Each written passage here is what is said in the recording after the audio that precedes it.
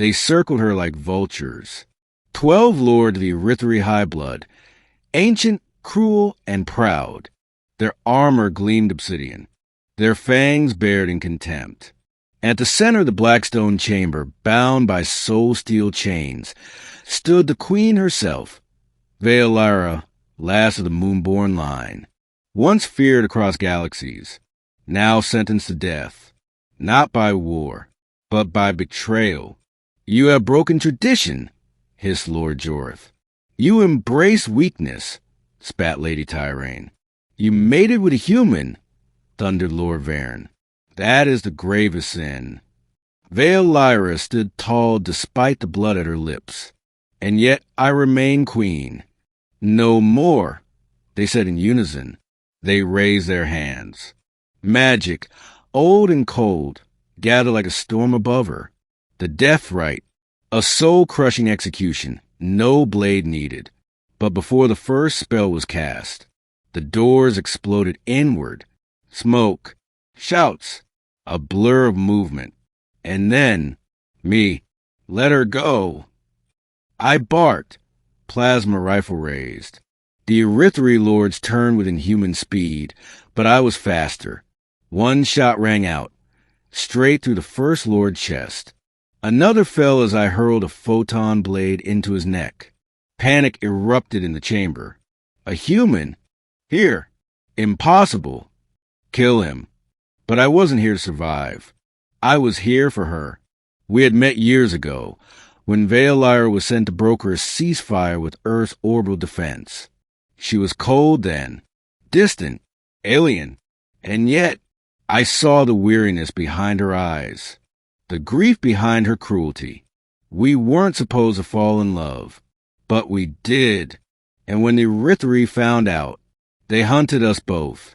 I escaped. She didn't. Until now. I reached her just as a blade slashed across my side. I gripped my teeth and slammed a stunned disc into her shackles. Sparks burst. The soul steel chain shattered. Veolyra collapsed into my arms. You idiot, she rasped. You're welcome, I said, wincing. Still like me? Her lips curled weakly. More than I should. We didn't have time to smile. They came for us again. But this time, she rose with me.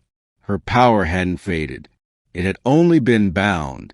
As the lords attacked, Veolyra's eyes burned silver. Shadows curled at her fingertips. Elias, she said calmly, cover your ears.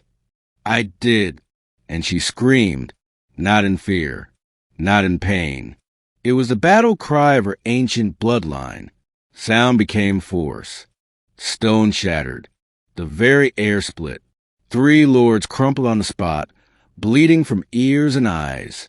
The rest retreated, but not fast enough. Together, we fought like flame and steel. Me with my blades, her with shadows and fangs. And when it ended, only we remained standing. She slumped into me, her breath heavy. I caught her, pressing my forehead to hers. You're safe now. I should be dead, she whispered. I don't let the people I love die easy. Her eyes widened. You still? I smiled faintly. Always. She stared for a long time, then kissed me. Later, as we fled to the ruins of her own palace, she asked, What now? I looked at her, bloodied, exhausted, glorious. You rebuild. With me, somewhere new, somewhere free. Her fangs gleamed in the moonlight. You're still insane. And you still love it. She chuckled. Yes, I do. The queen had been condemned. But the woman I loved, had been saved, not by fate, not by prophecy, by a soldier too stubborn to let her go.